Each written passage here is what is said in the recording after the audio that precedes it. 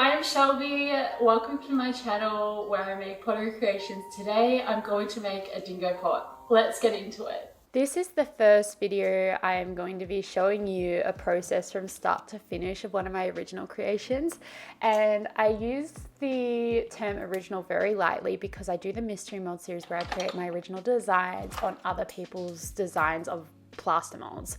This piece is one where I've designed the piece from scratch and then I'm going to turn it into a mold and then paint it, but I'm making the original, which is like the master that I'm going to make the molds from. This is what I was doing way before the mystery molds. It's what I've always loved doing, and I actually create these Aussie Animal Pots. They are my pride and joy, and they have every ounce of me and my love and my fascination with the Australian bushlands, wildlife, landscape, everything. It all comes into these pieces. Today we are making a dingo pot, like I said at the start of the video, and this is because I'm actually going on a trip in a week's time to go see some in the wild, which I'm so excited about. I've never seen a wild dingo, so I'm so excited for that. For making a dingo pot, you saw before I do some wheel throwing. Now, I'm not the best wheel thrower, I'll own that. I love the process of wheel throwing. It's probably my favorite part of pottery. I know I do a lot of mold work, but for me, wheel throwing is very relaxing, it's very meditative, and I just like to enjoy the process of that. So I did a pot shape but sculpted it into this sort of like body like sculpture so that it kind of resembled this dingo shape. You'll see, just trust the process, okay? Once I have like that body structure, I then attach my attachments. I attach my like appendages, so that might be like tails, ears, mouths, noses. Depending on what the animal looks like, I will add whatever it needs. So I'm going to use that point as a segue into showing you a few of my other pieces. So here are my koalas, echidnas, possums, and wombats. These are the ones I've already done and what I sell a lot of. The koalas, of course, the most popular because they're the most popular Aussie animal, I feel, or like the most known about and talked about.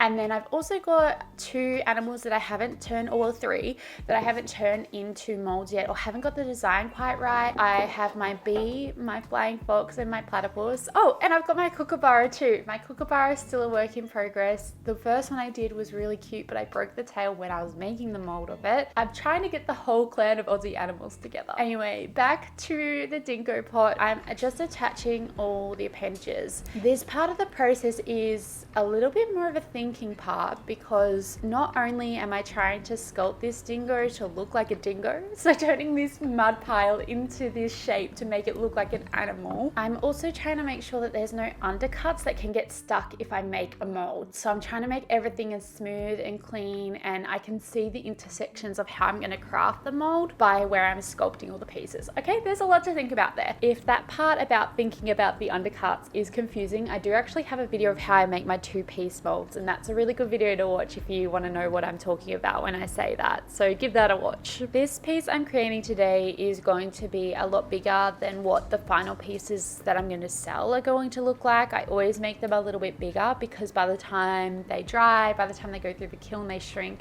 And then you're using that vessel in a mold, which will then shrink again when you cast the clay into the mold. So you always want to make your master, which this piece is, a little bit bigger than what you intend the finished result to be after you've slip casted it. It takes a long time to add a new animal to the collection because I have to do a lot of prototypes to get the shape just right, so it feels all correct, so that the facial features fit on the vessel perfectly. It has enough character, it's really cute, it doesn't charter into that cursed area, because some of my pieces have looked quite cursed, and I want them to feel like they've come out of an Australian bushland fairy tale. I want them to all feel like they're part of the same family, so keeping them all sort of consistent. There have been times where I've wanted to add extra features like extra legs and extra sculptural details, but because the original sort of started at this certain point, I feel like I'm paying homage to the original design by continuing that on through all the animals. Once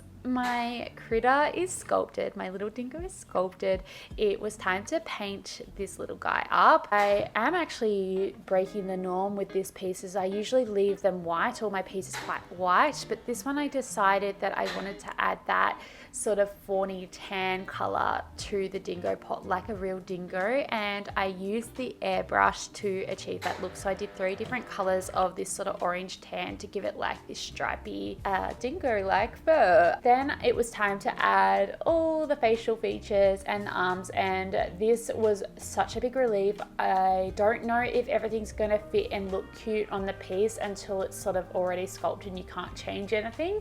And thank goodness this piece, all the eyes fit in perfectly. The ears looked like the proportion I wanted them to look like on the finished piece. And the nose itself as well looks so up pointy, like a little dog sitting and waiting for a treat. Dingoes aren't like dogs, but like they're like wild dogs. But I just thought it was really cute. I'm just really proud of my sculpture work on this one because it's my first dingo, and I planned all the appendages out perfectly so that I could fit the right size eyes in there, the right size ears.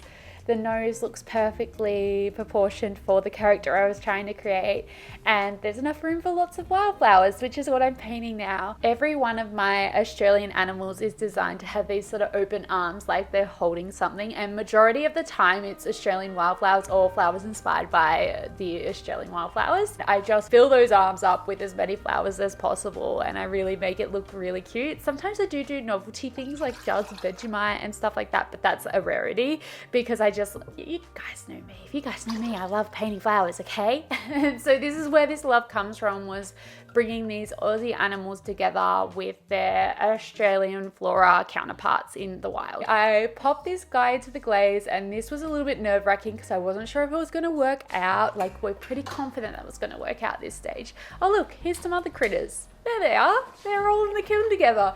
Anyway, this is a bit nerve-wracking because it's the first one and I really want it to be good so I can make molds out of this one. For the most part, I was really, really happy. So you might have seen I actually made 2 because I wanted one as a spare just in case, because I am taking it away with me next week, which I'll show you because I'm going to try and find some wild dingoes. Yeah, I'm gonna try and find some wild dingoes and sort of try and take a photograph with one or try and get a video. I don't know what I'm trying to do. I'm just gonna take them there. They turned out amazing. Both of them turned out particularly good. This one was my favorite. This one had one issue, which was that it cracked in the base, and that's my fault because again, as I said, I'm not a very good wheel thrower.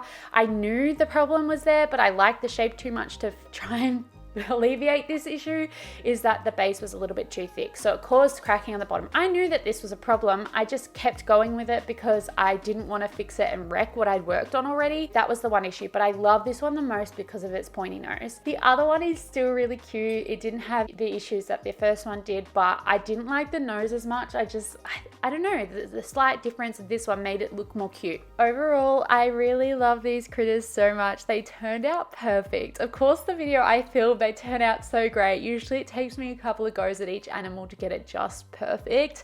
And in fact, some of the animals I haven't perfected yet. These guys turned out amazing. I love how big the eyes are. I love their little ears, their nose. I just love every part of these. I'm so proud of them. And I am particularly excited to take them away, well, one of them, away with me next week to try and find some wild dingoes. I hope you'll join me next week to see if I find any. That will be kind of like a travel vlog, but I've got to go find dingoes with my pot. I hope you like this video. This is the first one I've ever done where I show you the process from start to finish. Please let me know if you'd like more of these in the comments. I would love to make more of these. Thank you so much for watching. Don't forget to like and subscribe, and I can't wait to see you next week.